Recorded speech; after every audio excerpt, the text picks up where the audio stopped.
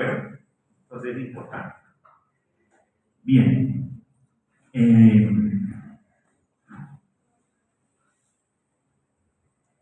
Esto es que estoy hablando, ¿no? El sistema nervioso tiene ahí pues su ¿qué? División periférica, central. Dentro del periférico encontramos el somático y el autónomo, y dentro del autónomo el simpático y el parasimpático. Bien, en ese orden. En la parte del sistema nervioso central ustedes van a ver la parte de anticonvulsivantes, van a ver, quiero que se lo tienen como un taller, van a ver los neuropsicofármacos, con el profesor Felipe, van a ver antidepresivos, antipsicóticos, ¿sí? Conmigo van a ver los hipnóticos, sedantes y ansiolíticos. Los antidepresivos y antipsicóticos es un capítulo un poco extenso. La parte de anticonvulsivantes también, es importante que hacen eso. Y lo que sería el sistema nervioso autónomo, algo de anestésico generales que debemos ir mediante la semana entrante. Y con el doctor Machado van a ver anestésicos locales y relajantes musculares. Son básicamente relajantes musculares porque tienen que ver mucho con la morfofisiología de la placa neuromotora.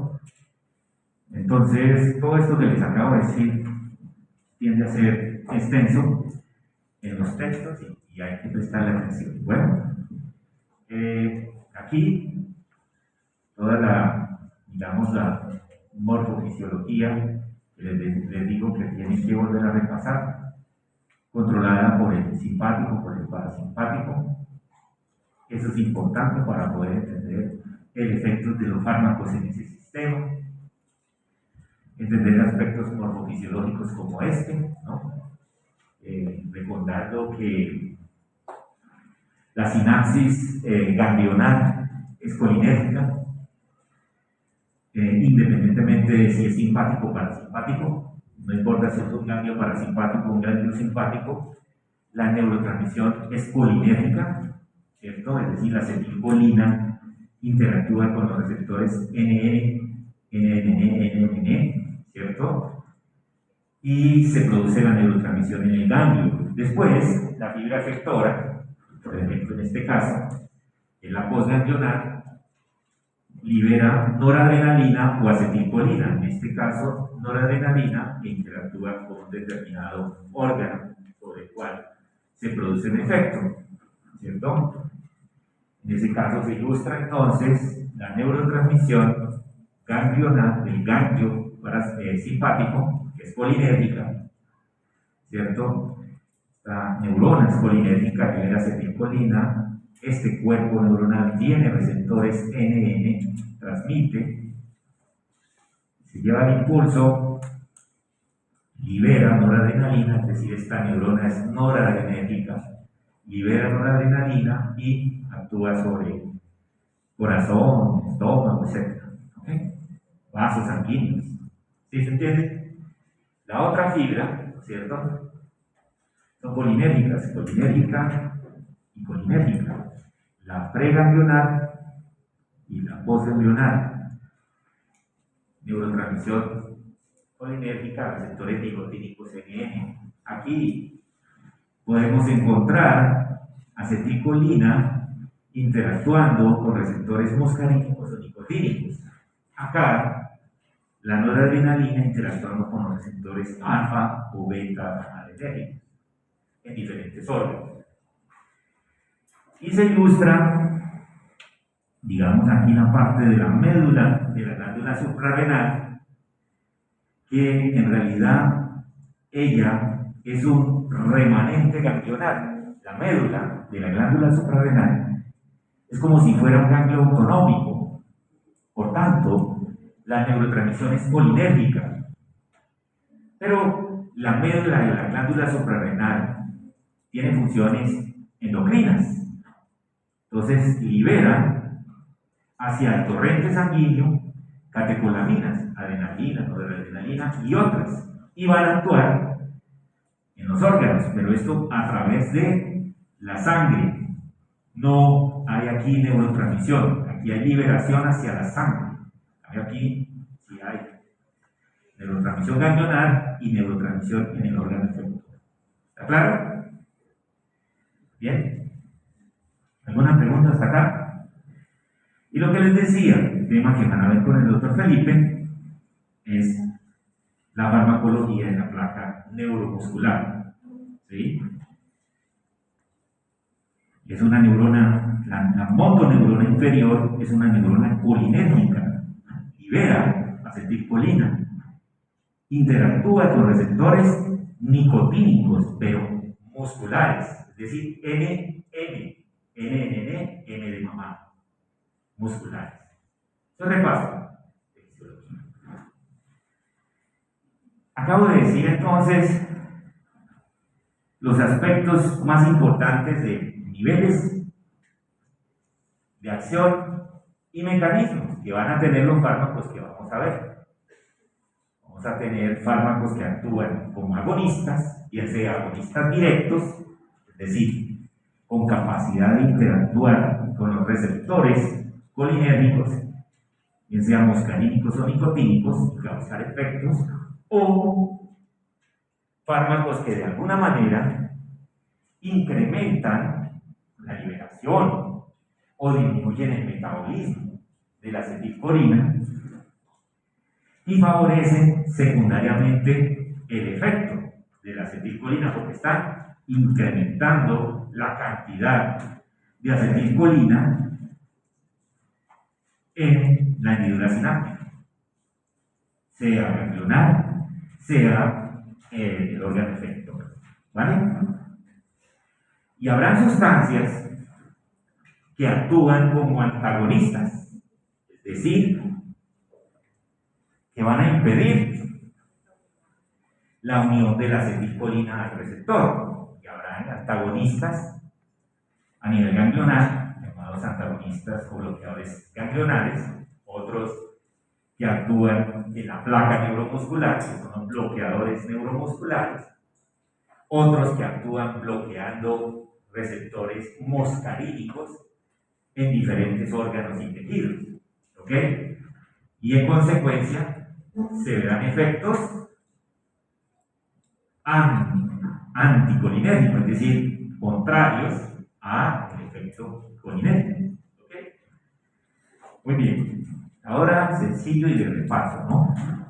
Pero introduciendo un poco el tema ya de los fármacos. Entonces, receptores muscarínicos M1, M2, M3, M4, M5, otros nombres que también tienen, la localización, dónde están esos diferentes receptores. Muy importante que volvamos a repasar toda esa fisiología, ¿no es cierto? Porque de ese conocimiento, ¿cierto?, depende nuestro entendimiento de efectos, ¿no? Y es importante saber si es un M1, M2, M3, M4, M5. ¿Por qué? ¿Por qué es importante? Para saber en dónde actúan, con quién, con qué receptor actúan las sustancias. ¿Por qué?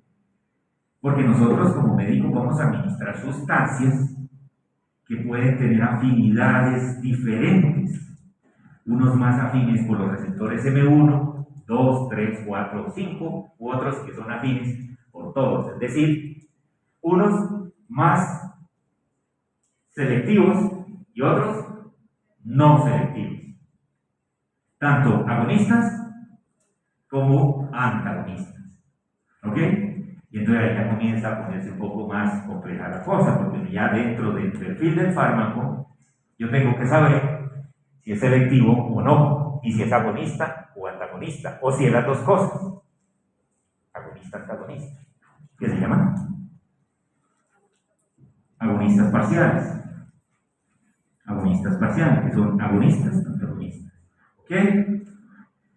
Muy bien, importante también saber si son metabotrópicos o son ionotrópicos. Ojo, ionotrópicos, ¿no? ¿Saben cuál es la diferencia entre ionotrópico e inotrópico? No, escuchen mi pregunta. ¿Cuál es la diferencia entre ionotrópico, y me lo dice así tan descaradamente, con esa frescura, con ese cinismo, sin pasar siquiera un rojito? Por Dios, como si yo le dijera nada. Usted debería saberlo. Usted debería saber cuál es la diferencia entre ionotrópico e inotrópico. Por favor. Señores.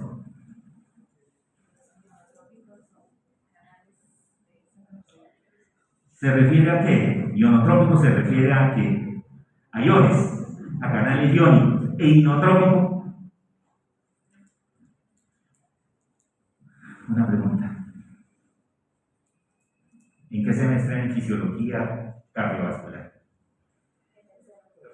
¿Quién es el profesor o la profesora de fisiología? ¿Ya no está? Por eso no está. Porque no les enseñó. O sea, ustedes son así de zafados e irresponsables. Están culpando al profesor, ¿sí, doctor? Eso sería lo mismo que como la diferencia entre inotrópico y cronotrópico. Yo estoy preguntando por inotrópico. Es que ustedes acostumbran a decir las dos palabras indistintamente. Porque tienen la actitud aquí del doctor. Me vale, tanto faz para mí. ¿Cierto? No, señor. Deberían tener vergüenza.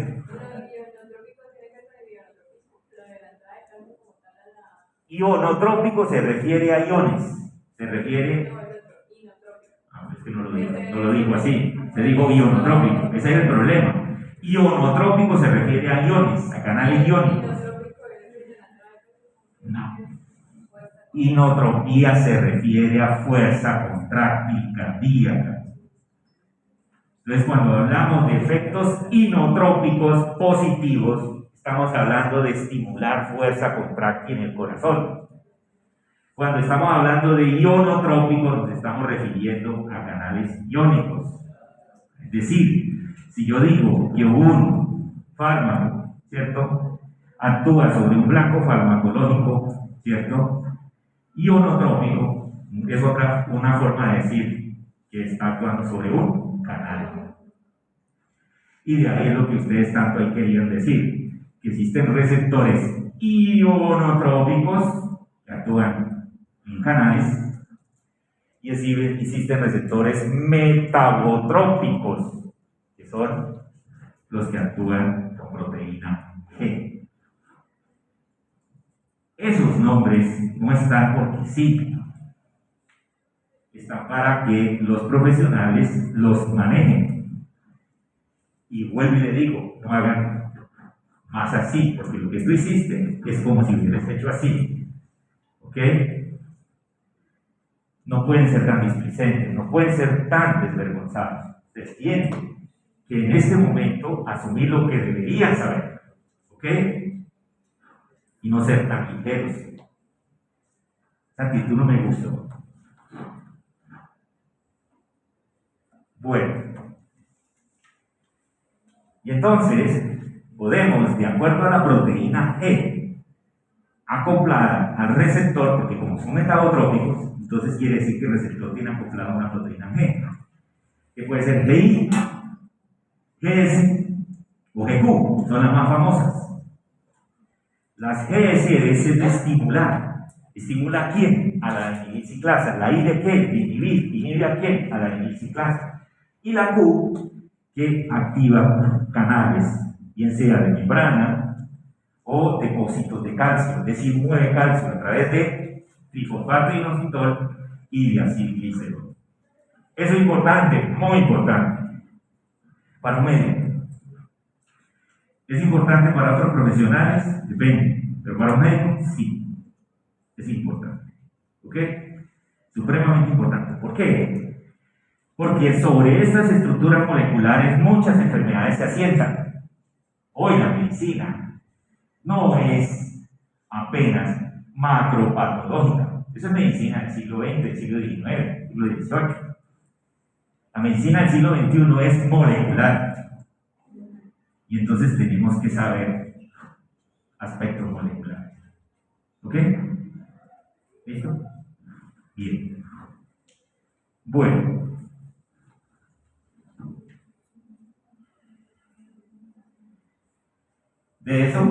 estamos hablando, ¿cierto? ¿Cuáles son las señalizaciones de los M1, M3, M5? Son los impares, ¿bien? ¿Cuáles son las de los pares? Los pares, fíjense que tienen que ver con ¿qué? A inhibir ciclasa, siendo inhibida, ¿no es cierto? Muy bien. Y ahí hay diferentes otras sustancias importantes que aparecen, fosfolipasas, proteilipasa C. Y la Q de las impares, ¿cierto? Significa que va a movilizar calcio a través de fosfolipasa C, formando trifosfato, inositol, desilícerol. Todo eso ustedes lo vieron en fisiología. Si no, pido disculpas institucionalmente, es una disculpa institucional si ustedes no lo vieron, debieron haberlo visto en fisiología, ¿ok? Y bioquímica. Y por supuesto, otras vías de señalización que terminan, como les mencioné, incrementando calcio. Y el calcio tiene muchas funciones, dependiendo de la célula en que esté, una plaqueta, un músculo lisovascular, un músculo lisonovascular, un cardiomencito, especializado o no. Entonces va a depender de en qué célula está y esto va a causar efectos, dependiendo de qué célula está.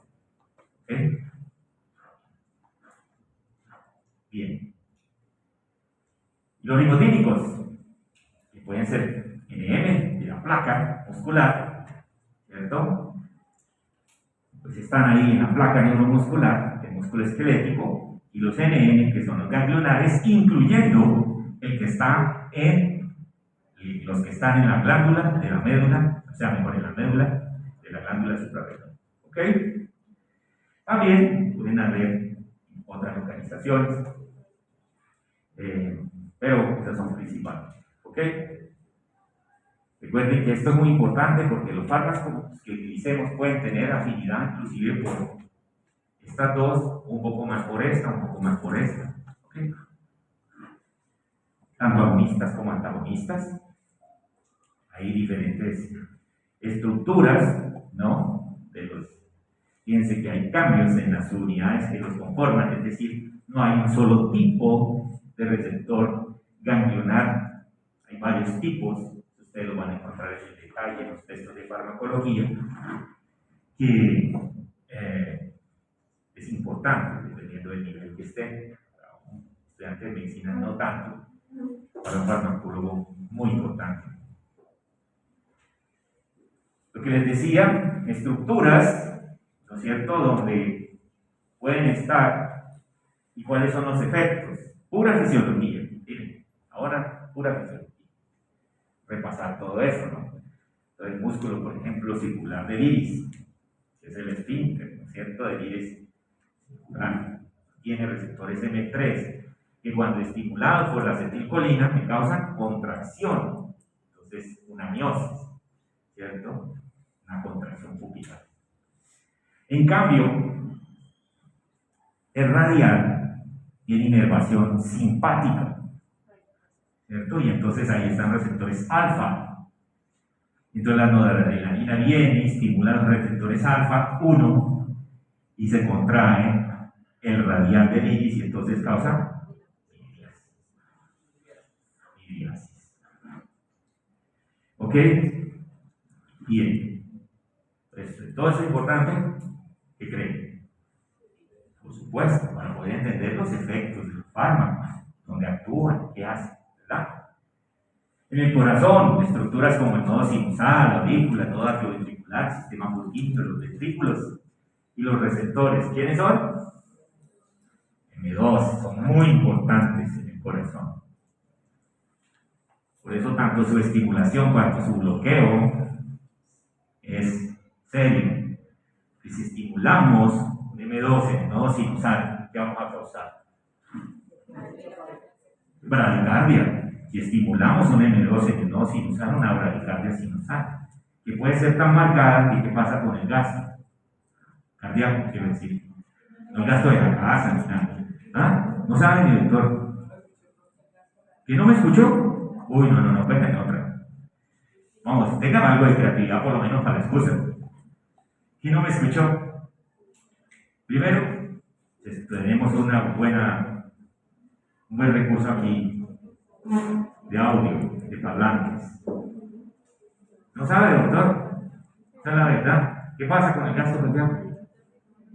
Disminuye, doctora, dígalo con toda certeza. Disminuye el gasto cardíaco. Si la bradicardia es muy grande. Debieron también aprender en fisiología que el efecto de la frecuencia cardíaca sobre el gasto cardíaco tiene una forma de U invertida o de N. ¿Eso qué significa?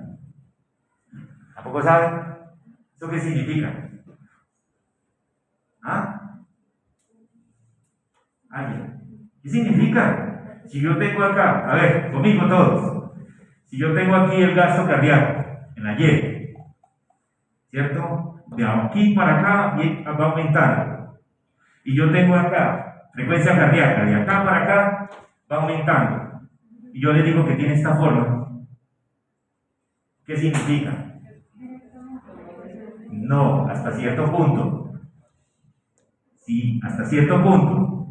Que los extremos, por parte tienes razón.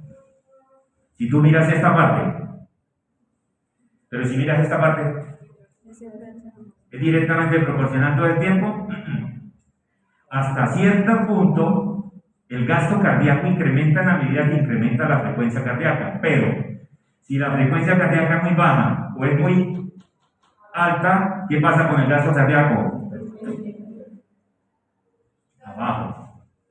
Eso sería, lo que usted hablaba de la bradicardia esquinal, sería un cronotropismo negativo. Sí, doctora. Un agonista muscarínico 2 tiene un efecto cronotrópico negativo y puede causar una bradicardia colapsante. ¿Qué significa colapsante? Que causa un gasto, una caída en el gasto cardíaco, una caída brusca del gasto cardíaco. Es lo que sí puede causar, claro. 5. ¿Ok? Y un bloqueo M2 en el nodo sinusal. Una taquicardia que puede ser también tan grande, tan extrema, que el gasto cardíaco también cae. Por eso es que nosotros, los médicos, manejamos las bradicardias severas y las taquicardias severas. ¿Por qué? Porque tumban la hemodinamia del paciente. ¿Con qué? Con marcapasos, las bradicardias. Pero antes de que llegue el marcapaso con dopamina, glutamina, adrenalina, etc., lo que vamos a aprender en este curso, en esta parte del curso. ¿Ok? Bueno, jóvenes, ustedes no tienen idea, claro, hace parte de la inmadurez cuando uno está ahí, ¿no? Primero uno cree que es el charro, y nunca antes existió nadie como yo. Cuando uno está ahí sentado, ¡wow! Se come un tren, se come un avión, mejor dicho, levita. La persona solo le ve, este cansa tanto, porque están todos arriba, este cansa tanto. Con el tiempo van aterrizando.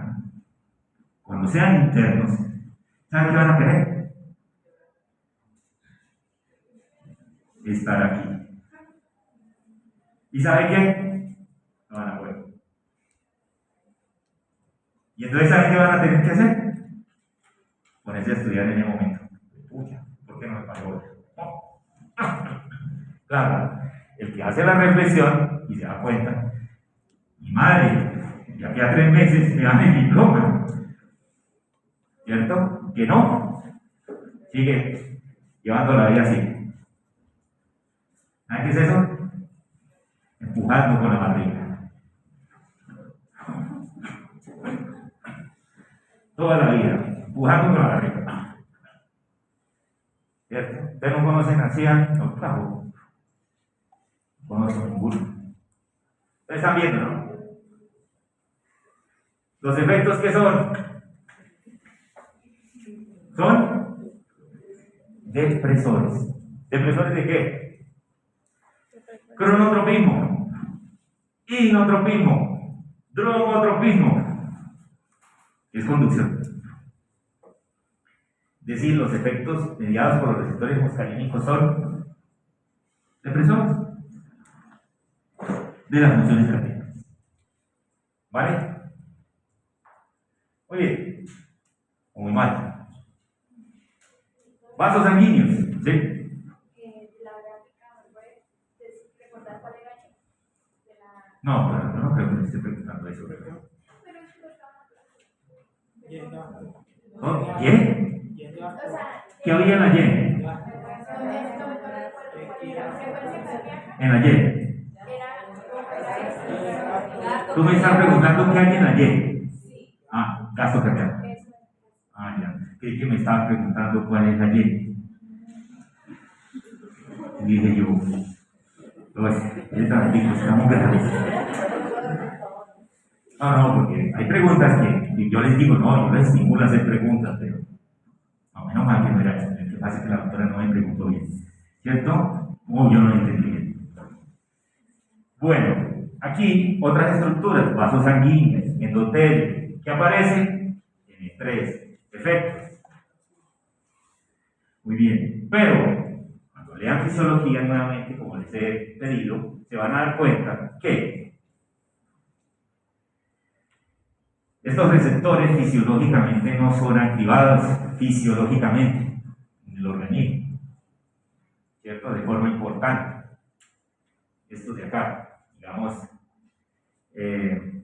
los del endotelio, perdón. Estos sí, estos por supuesto tienen algunos vasos sanguíneos, inervación parasimpática, es decir, liberación de acetilcolina, estimulación de M3 y dilatación. Causan un poquito estos efectos en la piel, mucosas y áreas plásticas.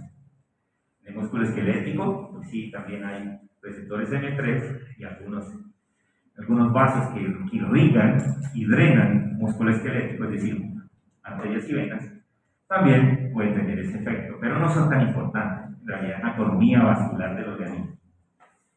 Y en el endotelio, está aquí en amarillito, estos receptores no son fisiológicamente activados, están ahí. Y cuando estimulados por la acetilcolina, si por supuesto el endotelio está sano, van a causar liberación de óxido nítrico y dilatación. Pero, como él dijo, fisiológicamente no son importantes. Farmacológicamente sí. ¿Por qué? Porque nosotros podemos dar sustancias que estimulen estos M3 que están en la sangre, es decir, fármacos que están en la sangre, estimulan estos M3 que están en el endotelio y terminan liberando óxido nítrico. ¿Ok? Bien. Músculos lisos bronquiales, útero, del tracto gastrointestinal, del tracto genitourinario y los diferentes receptores muscarínicos que aparecen predominantemente en M3 y los efectos que causan, ¿no es cierto? A nivel de cánones de estructura. Bien. Colocando en escena fármacos, entonces tenemos fármacos, por ejemplo, Besamicol, que está actuando en la inhibición de la entrada de la acetilcolina hacia las vesículas, lo que evitaría la acumulación en ellas de acetilcolina y pobre liberación de acetilcolina, o sea, disminuiría la descarga colinérgica de estas neuronas, ¿cierto? Algunas toxinas, como la toxina botulínica, también evitan que se libere, ¿cierto? Hagan exocitosis, se libere la acetilcolina y esto hace que si actúa, si esa toxina está actuando, por ejemplo, en una placa neuromuscular, no haya contracción. Son famosos efectos que tienen en las arruguitas de las señoras y los señores que quieren verse más bonitos, menos viejos, ¿no? Tenemos sustancias como, por ejemplo, el nicotinio, que inhibe procesos, ¿no?, de transporte de colina, que es un sustrato para la acetilcolina. Tenemos la acetilcolinesterasa, que es la enzima que más controla la neurotransmisión colinérgica. ¿Por qué? Porque la acetilcolinesterasa, como su nombre lo dice, lo que hace es romper ésteres, enlaces ésteres. La acetilcolina, el neurotransmisor, es un éster. Entonces, es la cantidad de neurotransmisor en la hendidura sináptica está siendo controlado por la acetilcolinesterasa. Es, por tanto, un blanco de manipulación farmacológica y hay tóxicos y medicamentos que actúan sobre ella inhibiéndola. En consecuencia, se incrementan las concentraciones de acetilcolina en la hendidura sináptica y el efecto va a ser mucho mayor, bien sea una neurotransmisión o un efecto en un órgano blanco, bien sea actuando en receptores muscarínicos o en receptores nicotínicos, porque esto puede pasar en cualquier tipo de neurotransmisión colinérgica, bien sea en un ganglio simpático, en un ganglio parasimpático o en un órgano efector colinérgico, ¿ok? De regulación colinérgica, quiero decir. ¿Vale? También podemos tener agonistas o antagonistas de receptores, ¿cierto? De este tipo. Podemos tener, aquí se está ilustrando la placa neuromuscular, en este caso específico aquí, se está mostrando la placa neuromuscular. ¿Por qué sé? Porque es un canal iónico, son receptores nicotínicos de tipo NM. ¿Por qué? Porque se está hablando aquí, ¿cierto?, de bloqueadores no despolarizantes tipo tubocurarina, que es una prima hermana de curara, que lo que hacen es unirse a el receptor nicotínico NM de mamá e impide que la acetilcolina se una y en consecuencia este canal no se abre y por tanto no se genera potencial de placa y entonces no hay contracción del músculo isquémico. ¿Okay? ¿Y para qué usamos esto? Estos bloqueadores no despolarizantes y los despolarizantes para controlar fuerza contráctil. En anestesiología es muy útil. Vamos a ver. Bueno, bien.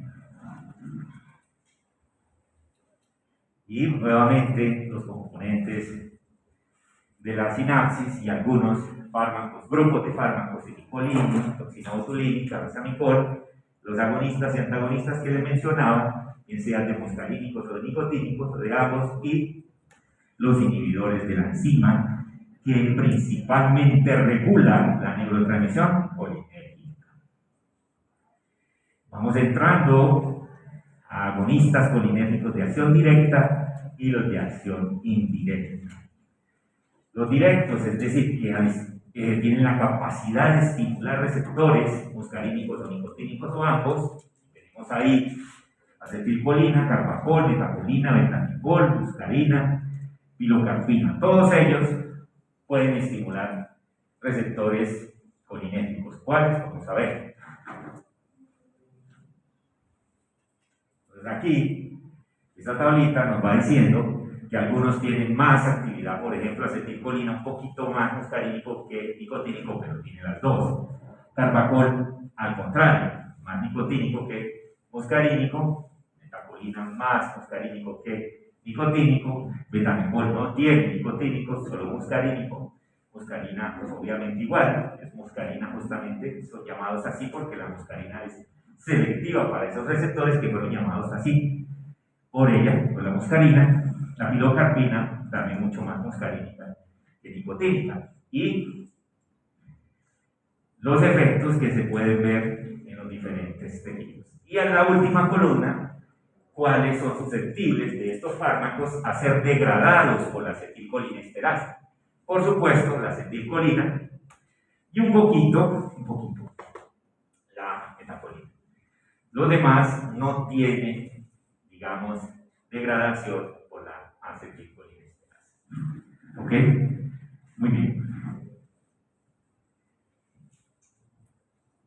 Aquí entonces están las sustancias, un poco el perfil. Estos son resúmenes que pues, ustedes deben ampliar, ¿cierto?, sobre ellos. El carbacol, ¿cierto? La pilocarpina. Muy bien. Ahora tenemos los indirectos. Los indirectos son sustancias que no tienen la capacidad de interactuar con los receptores nicotínicos y muscarínicos, pero sus efectos sobre la acetilcolinesterasa inhibitorios hacen que se incrementen las concentraciones en la hendidura sináptica de la acetilcolina y en consecuencia los efectos de la acetilcolina. Ahí tenemos la fisostigmina, la piridostigmina, la neostigmina, se usan en medicina bastante, ¿cierto? Y otras sustancias que son más tóxicas que medicamentos, porque tienen funciones, por ejemplo, plaguicidas, insecticidas, que son importantes, ¿no? Para controlar, pues, plagas y esas cosas, pero que tienen en nosotros efectos siempre, nocivos, son tóxicos, ¿ok? Bien, y debemos saberlos tratar. Entonces ahí están diferentes sustancias, ¿no? Con, digamos, llamados agonistas colinérgicos indirectos. Es un término que se quedó y se aceptó. En realidad no es un agonista, es propiamente dicho, pero se quedó el término. Hidrofonio, fisostigmina, piridostigmina, neostigmina, botipato. Y la duración de la acción, fíjense, algunos son muy breves, 5 o 15 minutos, media hora, 2 horas, 3 a 6 horas, media hora, 2 horas, 100 horas. Terrible, ¿no? Como les dije, estos son bastante utilizados, estos tres sobre todo, el hidrofonio ya es más histórico. Pero fisostigmina, piridostigmina, neostigmina tienen fines diagnósticos y terapéuticos. ¿Okay? Y en el caso de anestesiología, para revertir la acción de los relajantes musculares de placa, que ustedes lo van a ver con el doctor. Entonces, ustedes están viendo ahí algunos aspectos relacionados con la cinética de estas sustancias, la biodisponibilidad que tienen, ¿no? Su cinética a través de la barrera hematoencefálica y algunos que cruzan más, otros menos, y en consecuencia son más o menos tóxicos en el sistema nervioso central. ¿Ok?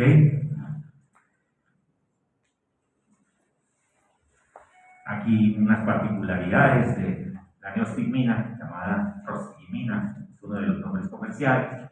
Por ejemplo, vale la pena algunos énfasis de esta sustancia, bastante utilizada en medicina. No tiene buena disponibilidad por vía oral, se administra por vía parenteral, la aminoproteína es baja. El inicio, la latencia, entre 45 a 75 minutos por la vía, digamos, oral, se administra, no es muy frecuente. La administración parenteral es preponderante, ¿sí? El efecto puede llegar a durar hasta unas 6 horas en condiciones normales, va a depender del paciente, ¿sí?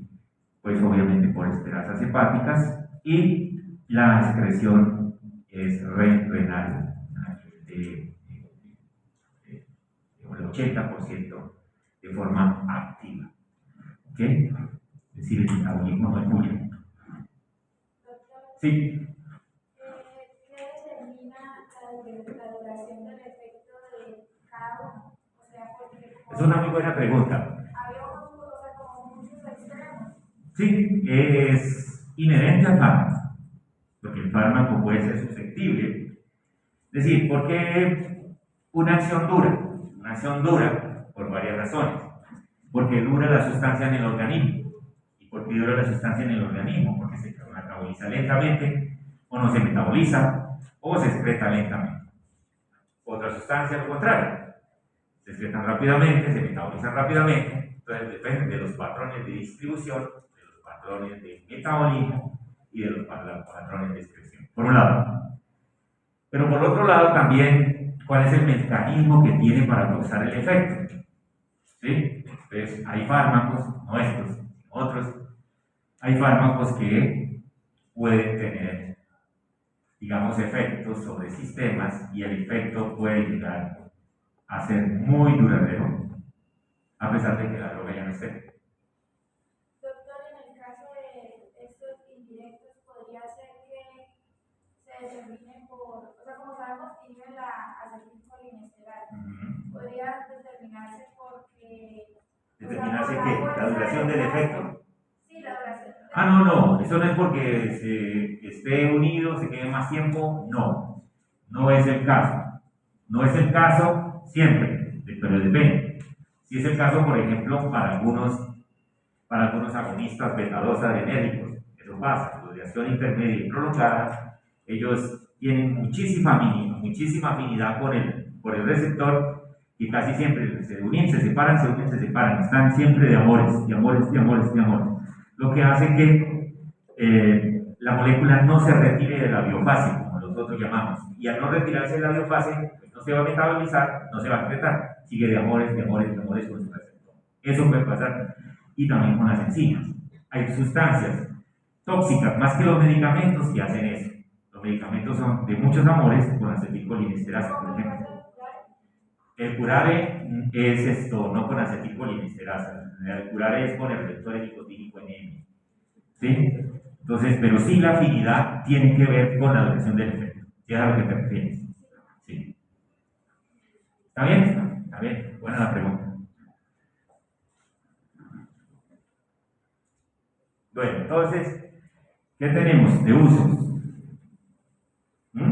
Dice glaucoma, ¿no es cierto? Y también para la isotropia acomodativa. ¿Por qué? Porque tienen efectos en estructuras oculares, nosotros lo vimos. A veces, ¿cierto? Esto, causar cierta miosis puede ser favorable en unos ciertos tipos de glaucoma y efectos también que pueden tener sobre otras estructuras a nivel ocular. ¿Sí?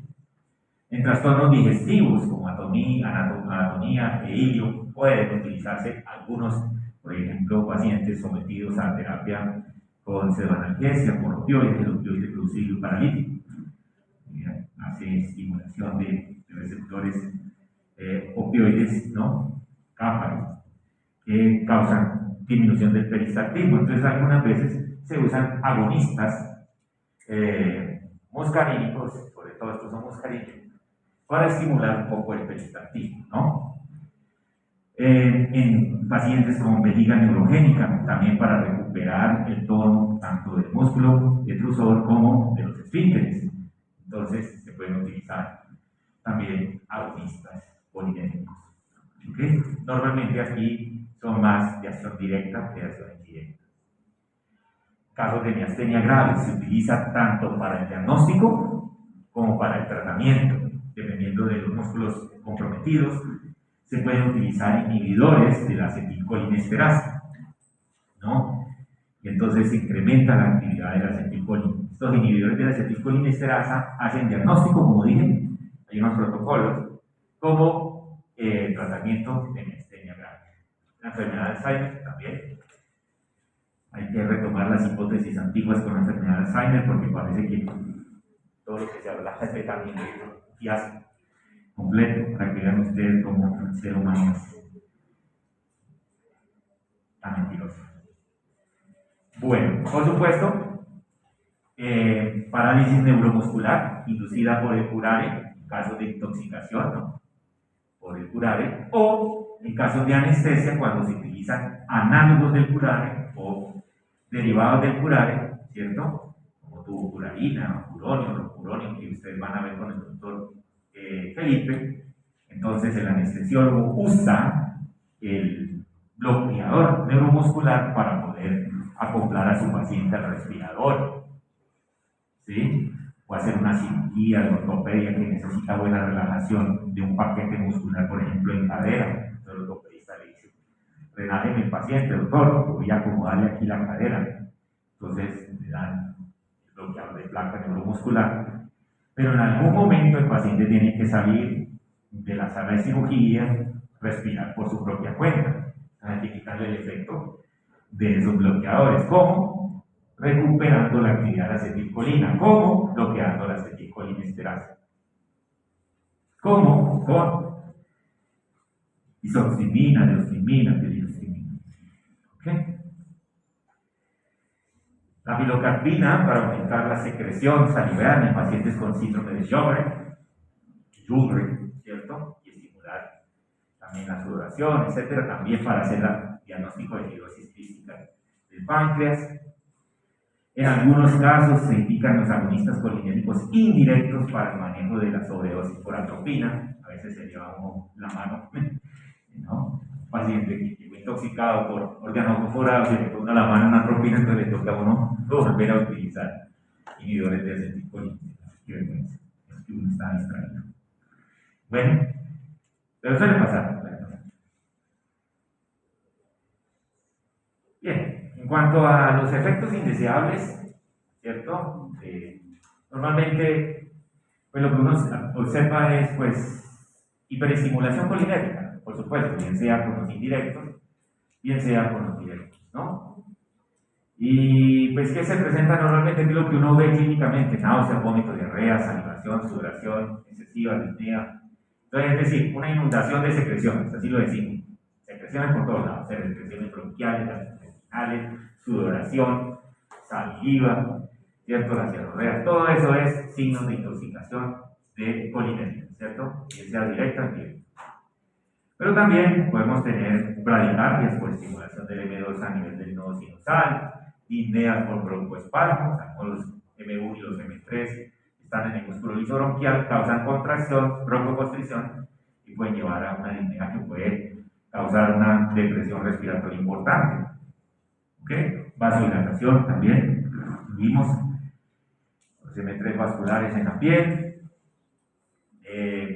También tenemos signos de toxicidad del sistema nervioso, vasculaciones, por ejemplo, en la parte neuromuscular, ¿cierto? Y también un poco de hipertensión arterial y arritmias cardíacas por, sobre todo aquí, efectos nicotínicos ganglionales, sobre todo del componente simpático.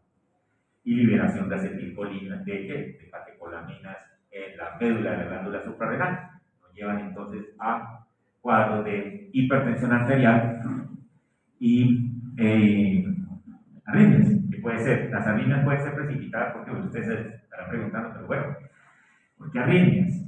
Pues la arritmia tiene varias formas de presentarse con estos fármacos, porque se producen bradicardias muy extremas y el corazón entonces asume un comando diferente al sinusal, comienzan a aparecer ritmos auriculares o ritmos nodales o ritmos ventriculares, algunos muy letales.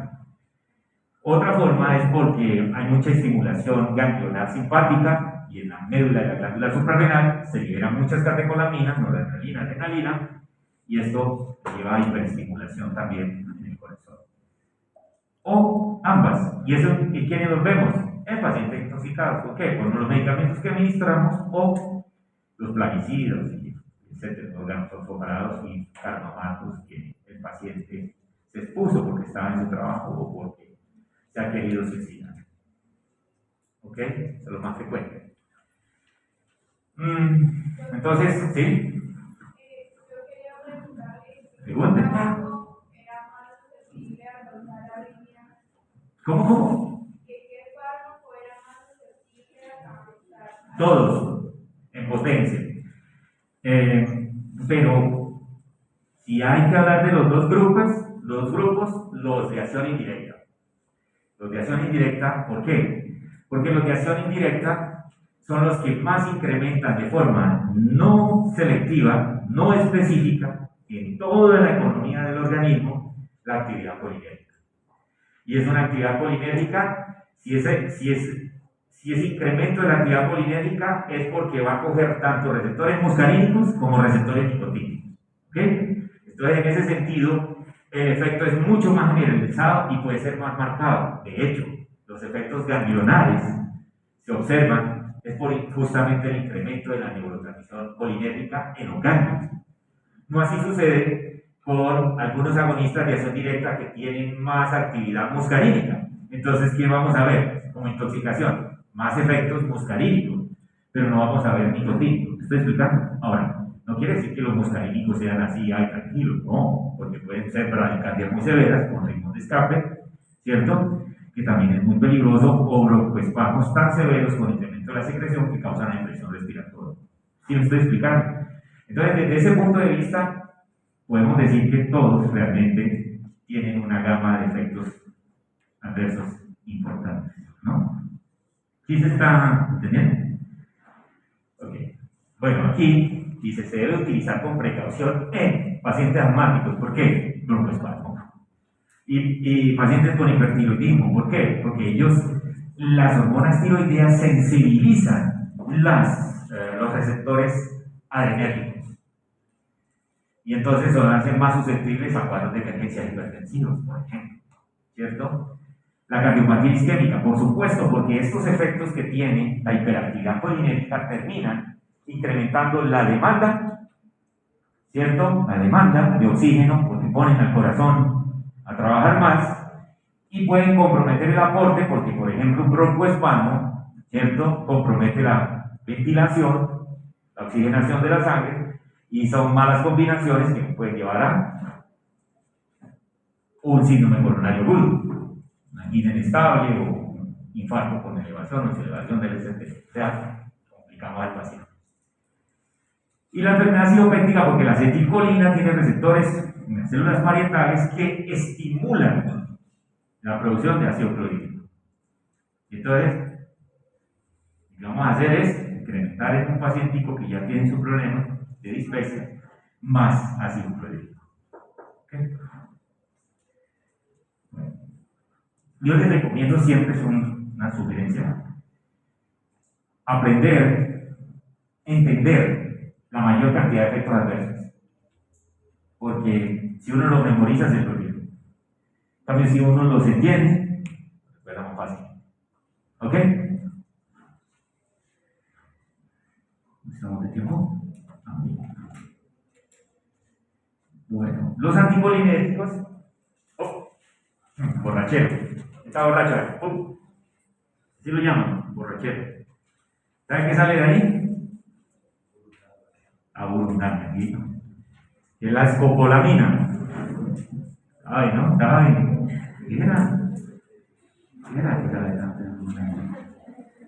¿Será que fue víctima de un burundagazo? Bueno, aquí tenemos entonces la atropina, iosinamina, la escopolamina, iosina. ¿Ustedes han escuchado hablar de la buscapina?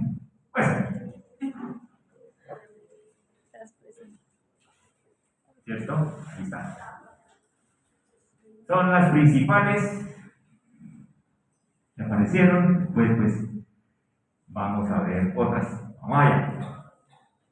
Entonces, los anticolinérgicos, fármacos que antagonizan los receptores muscarínicos y también los nicotínicos. Vamos a ver entonces cuáles. Entonces, estos son antimuscarínicos. Los modelos, digamos, prototipos de antimuscarínicos son la atropina y la escopolamina. Antagonizan los receptores de forma, los muscarínicos, solo muscarínicos, de forma no selectiva. ¿Qué significa? Que bloquean los datos del 1 al 5, todos. Todos. ¿Está bien? No selectivos, muscarínicos. Pero mucho más antagonizan los muscarínicos, muy poquito, los nicotínicos. ¿Ok? ¿De acuerdo? Listo. Démosle. Pero hay más. Entonces, están atropina, hiperideno, escopolamina, omatropina, mirencepina, tormetodina, triexiphenidilo, tropicamida. ¿Cierto? Bueno, esas son las estructuras terciarias. Aquí hay muchos. Aquí tenemos los cuaternarios. Butilescopolamina, glucopirrolato, ipanalatropio, metantelina, metilescopolamina, oxibutinina, propantelina, tiotropio. ¿Se acuerdan de la propantelina? No. Muy bien, todo muy bien.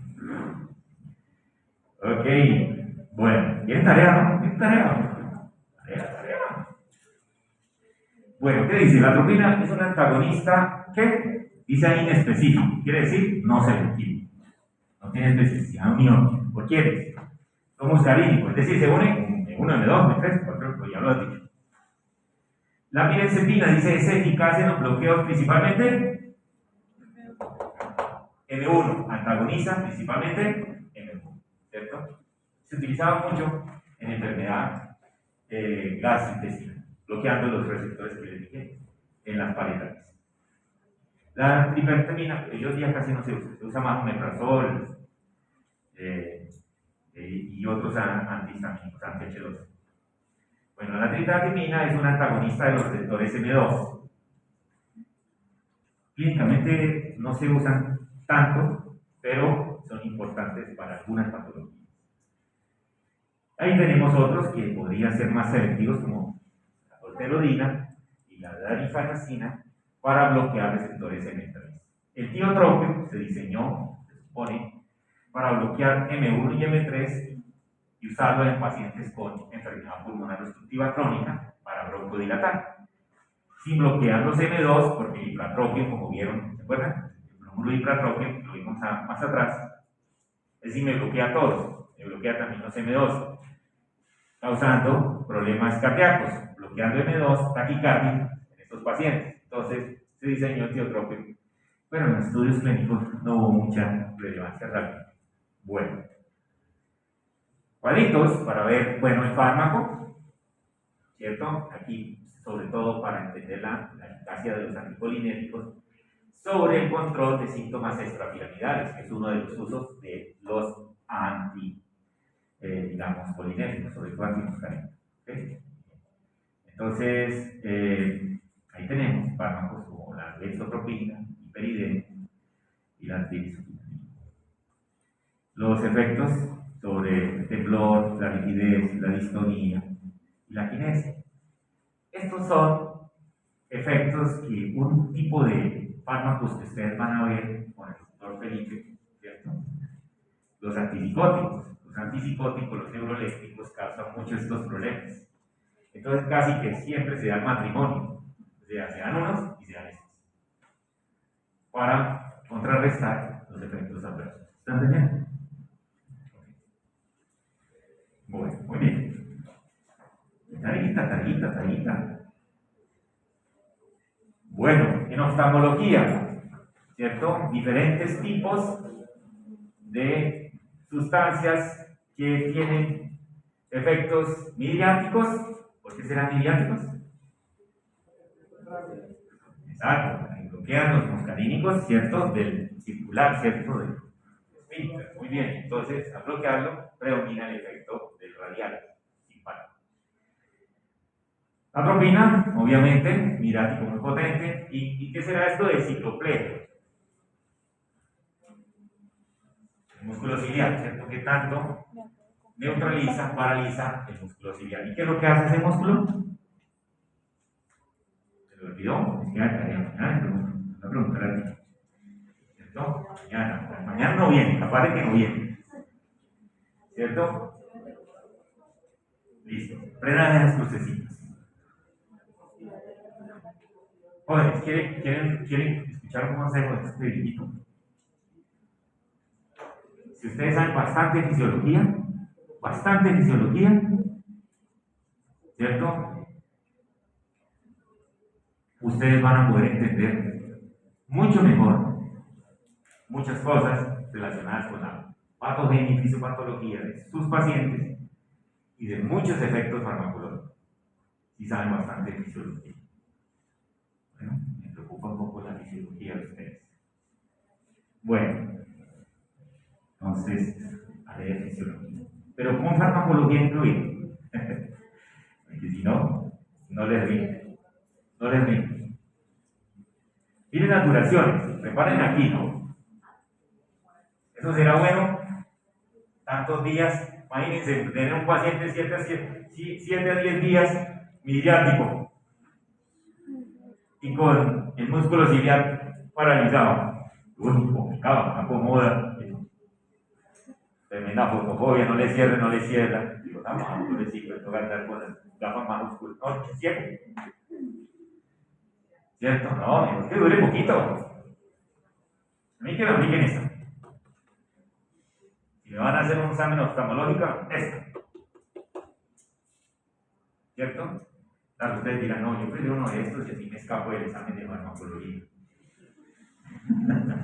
¿Por qué no, por ejemplo, no? Es que fui al oftalmólogo y me colocaron atropina para hacer un examen de oftalmología. ¿Dónde fue usted? ¿Viajó en el tiempo? Esto lo hacían hace 50, 60 años. Bueno, bien. ¿Qué tenemos aquí? Algunas características cinéticas de algunas de esas sustancias, ¿cierto? O con esta vale es digno de mencionar, la escopolamina. Un vehículo adecuado se absorbe por vía dérmica. Los delincuentes lo saben muy bien. ¿Ok? Muy bien. Y tiene una buena cinética del sistema nervioso central, efectos centrales importantes, amnesia, pierde todo control de sus funciones, apenas adecuado para fines delictivos. ¿Ok? Hay otros que no cuaternarios, ya son más grandotes, no cruzan adecuadamente la barrera hematocefálica. Bueno, ¿cuáles son, digamos, los problemas que nosotros vamos a tratar o a observar con el uso? ¿Qué será eso? Los usos, ¿no? Los usos. Entonces, trastornos neurológicos, el temblor y la rigidez en la enfermedad de Parkinson.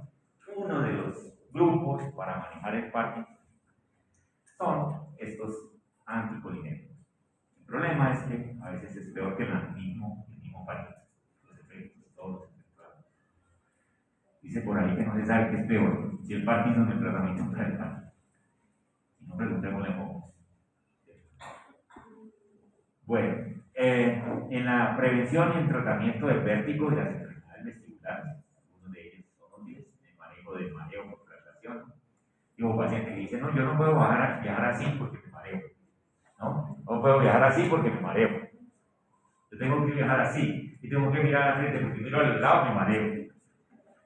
Entonces, puede ser ese caso para este tipo de clasificación. ¿Sí? Los efectos para combatir los efectos extrapiramidales y algunos neurolépticos, antipsicóticos, como lo hemos mencionado. Didáctico, diagnóstico, terapéutico, dependiendo. En algunos casos de bradiarritmias postinfarto, y eso es lo que más uno hace, el protocolo de reanimación. ¿Ustedes cuándo hacen el primer entrenamiento, taller de reanimación? ¿Sabes? Tienen que hacer en clínica talleres de reanimación, es importante. ¿Ok? Entonces, ¿qué les va a decir el protocolo? Manejo de bradiarritmias, atropina. ¿Qué es la atropina? Un antimuscarínico, un anticolinérgico, antimuscarínico no selectivo. Crucial. Atropina, ¡pam! ¿Para qué? Para quitar todo el freno vagal y que se dispare el máximo. ¿Por qué? Porque está bradiarritmia. Mientras llega el marcapaso. Entonces, de pronto ya tenemos el equipito, comentamos entonces el equipo, ¿no es cierto? El desfibrilador que tiene dentro de esas funciones para el marcapaso externo. Entonces, lo ponemos en el paciente, marcapaso. Mientras llega el electrofisiólogo y ¡pau! Le pone los definitivos allá adentro.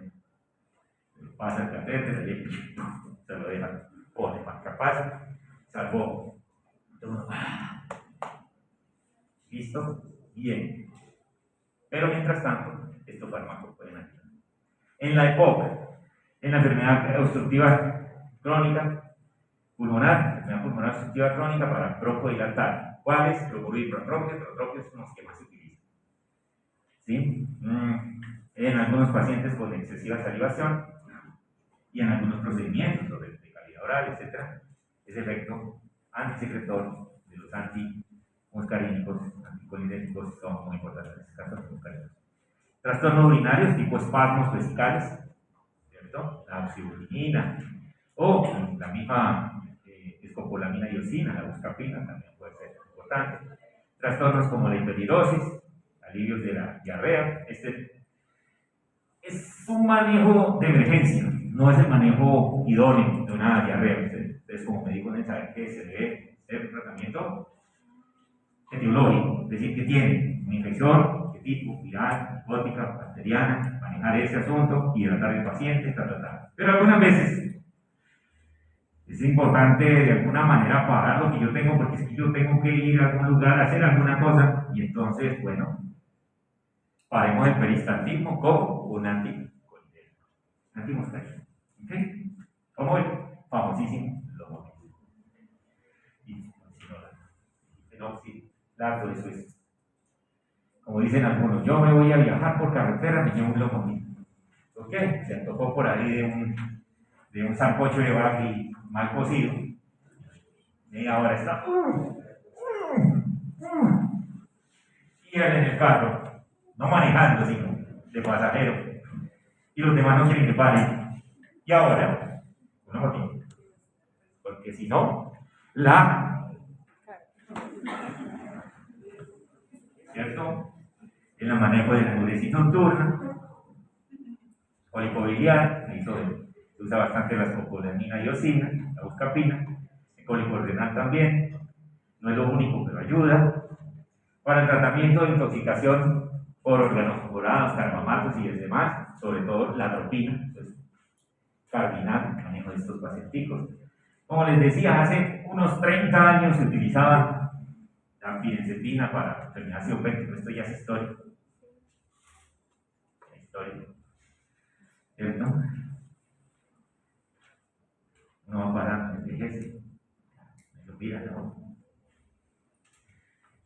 Efectos adversos indeseables son ocasionados también por fármacos que, digamos, no poseen un efecto, digamos, primariamente anticolinérgico. Es decir, algunos efectos es porque algunos de esas sustancias pueden también tener efectos antagonistas H1, algunos antipsicóticos, algunos antidepresivos, algunos antiadictivos. Digamos que se presentan algunos problemas de ese tipo. Doctor, sí.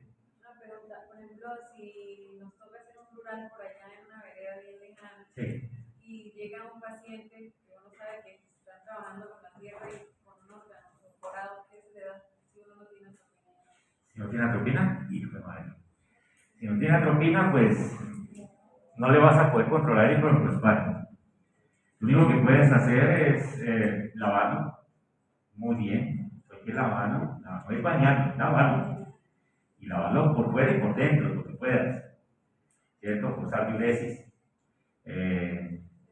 lavado gástrico, ¿cierto? Una adecuada protección de, digamos, vía aérea, que esté adecuadamente, digamos, protegido, por lo menos eso es importante.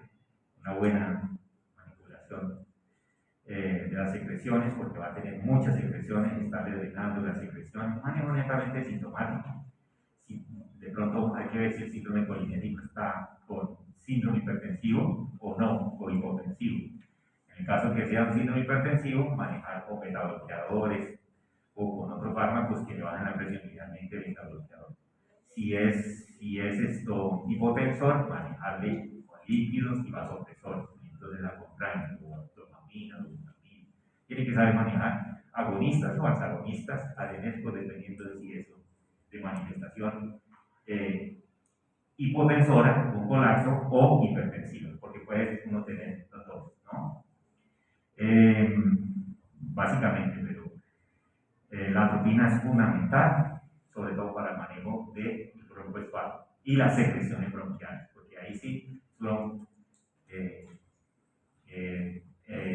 expirado de secreciones, fisioterapia y todo eso no ayuda mucho si no se controla el broncoespasmo. Es decir, las secreciones no drenan y no puede hacer este ejercicio, estas posiciones para drenar secreciones. Están con muchos roncos, a veces inclusive con demasiado atrapamiento de aire. Ellos hacen depresión respiratoria. Es complicado. Si la intoxicación es grave, lo mejor es hacer el lavado rápidamente y mande, remita. Eso es lo mejor, porque si no se le puede complicar. ¿Okay? La atropina, no es que ya con la atropina uno tiene más tiempo, inclusive hasta lo debe remitir si es un paciente con demasiado compromiso hemodinámico, bien sea chocado o hipertenso, sobre todo el chocado, ¿cierto? Si no tiene monitoreo ni nada de esas cosas, un hospital de atención primaria, de nivel primario, no se va a poder manejar vasopresores, psicotrópicos, nada de esas cosas ahí. Tiene que tener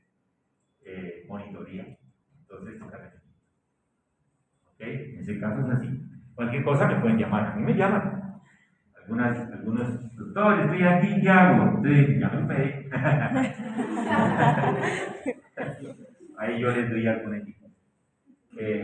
Bueno, entonces, aquí son otros rangos que son ya centrales o periféricos. Se queda en glucosa, piel seca, piel caliente, hipotensión, migrasis, fotofobia, taquiarritmia, retención urinaria, hígado.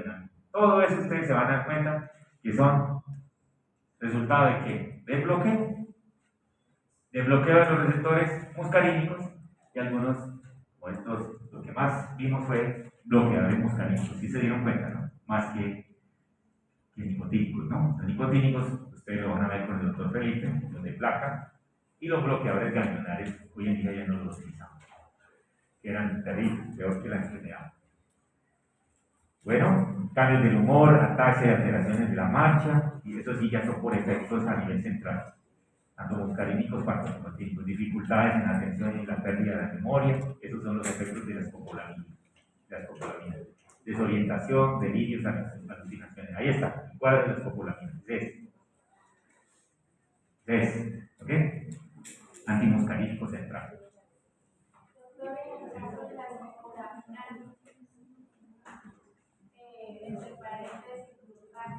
Sí. Que la gente dice que tiene como un efecto prolongado. Sí. O sea, como vimos ahí, pues tiene su ubicación, ¿no? Sí. Pero como que por decirlo, la persona no vuelve a ser normal. Normalmente sí, es que lo que dice la doctora es muy importante. Eso es todos los psicofármacos. Todos. Los fármacos que actúan en el sistema nervioso central tienden a causar efectos, digamos, ciertas secuelas, algunos inclusive hasta irreversibles, dependiendo de las dosis. Sí, dependiendo de las dosis. Pueden afectar varias funciones, intelectuales, de memoria, etc. Algunos problemas también, si el paciente tiene glaucoma de ángulo cerrado, si ya tiene de base arritmias cardíacas, puede verse síndrome convulsivo, síndrome prostático, por demasiada contracción, ¿ok? Hilo paralítico, por supuesto. Y aquí algunos resúmenes. Y listo, terminamos. Bueno.